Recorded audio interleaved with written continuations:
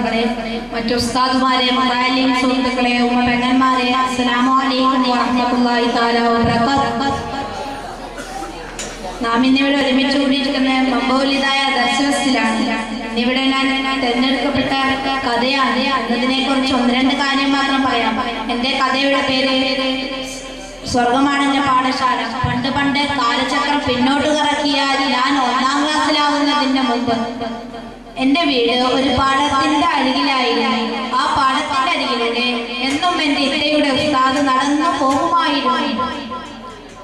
അപ്പോഴാണ് എൻ്റെ ഉമ്മ എന്നെ പേടിപ്പിക്കും. പക്ഷെ പേടിയൊന്നും എനിക്ക് വലിയ കാര്യമൊന്നുമല്ല. പക്ഷെ എനിക്ക് നല്ല പേടിയുണ്ട്. എന്നാൽ കേൾക്കണോ, പുകില് എൻ്റെ ഇത്ത എപ്പോഴും വലിയ ചെടി നടും. ഞാൻ അതിന് വേര് വന്നു ദിവസവും എടുത്തു നോക്കുന്നു. അപ്പോഴല്ലേ കച്ചറയോട് കച്ചറ. എൻ്റെ പൊന്നാരമ്മയുടെ ഡയലോഗ്, മര്യാദയ്ക്കിരുന്നോ അല്ലെങ്കിൽ മദ്രസയിൽ ചേർക്കും. അപ്പോഴാണ് എനിക്ക് ഓർമ്മ വന്നത്, മദ്രസ അതൊരു ലോകപ്പാണ്. അതിലെ ഉസ്താദുമാരെല്ലാം ചൂരലെടുത്തു വരുന്ന പോലീസുകാരുമാണ്.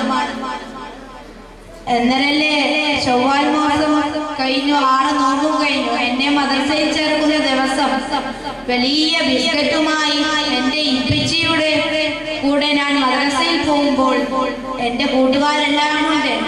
കേൾക്കണോ, എൻ്റെ ഇത്തയുടെ ഉസ്താദ് അവിടെ ഉണ്ടായിരുന്നു. എന്നോട് ചോദിച്ചു, നിന്റെ പേരെന്താണ്? ഞാൻ മെല്ലെ പറഞ്ഞു, നാഫി. അപ്പോഴാണ് ഉസ്താദ് പറഞ്ഞത്, നല്ലോണം പഠിക്കണം, അല്ലെങ്കിൽ ചുട്ടടി തരും. എനിക്ക് അടിയെല്ലാം പേടിയായിരുന്നു. പക്ഷേ